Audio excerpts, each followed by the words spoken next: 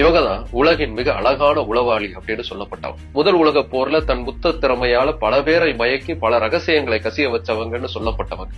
Marvel comics உடைய black widow கேரக்டரே இவங்கள வச்சு இன்ஸ்பிரேஷனா உருவாக்கப்பட்டதுதான் அப்படின்னு கூட சொல்லுவாங்க. இப்படி பல லெகசிக்கு சொந்தமானவங்க தான் மாதா ஹரி. இவங்க யாரு, இவங்களுடைய வரலாறு என்ன அப்படின்னு தெரிஞ்சுக்கிறதுக்கு முன்னாடி இந்த மாதிரி வரலாற்று சுவாரஸ்யமான விஷயங்களை தெரிஞ்சுக்கிறதுக்கு பிக் பேங் போகன் சேனலை சப்ஸ்கிரைப் பண்ணிக்கோங்க. மார்கரெத்தா ஜெல்லே அப்படிங்கிற இயற்பெயரோட நெதர்லாண்ட்ஸ்ல பிறந்தவங்க தான் மாதா ஹரி. டச் கொலோனியல் ஆபீசரை திருமணம் பண்ணாங்க, இந்தோனேஷியா போனாங்க. ஆனா அங்க அவங்களுடைய வாழ்க்கை நிம்மதியா இல்ல. கணவருடைய வன்முறைங்கிறது அதிகமா இருந்துச்சு. குழந்தை பிறந்ததுக்கு அப்புறமா அது இன்னும் மோசமாச்சு. துன்பங்கள் எக்கச்சக்கமா அனுபவிச்சார். அதுக்கப்புறமா அங்க இருந்து பாரிஸுக்கு திரும்பி வந்து ஒரு எக்ஸாட்டிக் டான்சரா மாறினார்.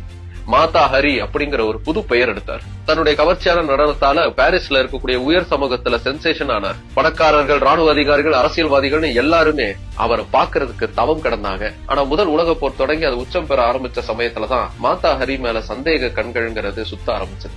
பிரான்ஸ் உளவுத்துறை அவர் அதிகமா வெளிநாடுகளுக்கு பயணம் போறாரு, அது எங்களுக்கு சந்தேகத்தை உருவாக்குது அப்படின்னு சொல்ல ஆரம்பிச்சாங்க. அந்த சந்தேகம் இப்ப எங்களுக்கு உறுதியாவே ஆயிருச்சு. ஜெர்மனிக்காக இவர் உளவு பார்த்தாரு அப்படின்னு சொல்லி குற்றம் சாட்டினாங்க. 1917 பிப்ரவரி 13 பாரிஸ்ல வச்சு பிரான்ஸ் உடைய ராணுவ அதிகாரிகள் அவரை கைது பண்ணாங்க. ராணுவ நீதிமன்றத்துல எந்த ஒரு ஆதாரம் இல்லைனாலும் இவருடைய குற்றம் நிரூபிக்கப்பட்டுச்சுன்னு சொல்லி மரண தண்டனை விதிக்கப்பட்டுச்சு. அந்த தீர்ப்பின்படி 1917 அக்டோபர் மாசம் 15 அதிகாலை 5:30 மணிக்கு பாரிஸ்க்கு பக்கத்துல இருக்கக்கூடிய காட்டுல 12 பிரெஞ்சு வீரர்களுடைய துப்பாக்கி சூட்டுல மாதா ஹரி மரணம் அடைஞ்சாங்க. மரணம் அடையக்கூடிய சமயத்துல தன்னுடைய கண்களை கட்ட மறுத்தாங்க.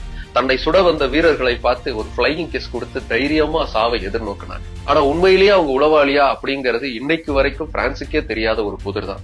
பிரான்ஸ் அந்த போர்ல படுதோல்வி அடைஞ்சது. அதை மறைப்பதற்கு யாரையாவது பலிகடா கொடுக்கணும்னு மாதா ஹரி பலி கொடுக்கப்பட்டாங்க அப்படின்னு கூட சொல்லப்படுது. வாழ்க்கையை பல கனவுகளோடு தொடங்கி அது கசந்த பின் பல திருப்பங்கள் அடைஞ்சு புகழின் உச்சியை தொட்டு அந்த புகழே மாதா ஹரியின் உயிரை பறித்த தினம் இன்று.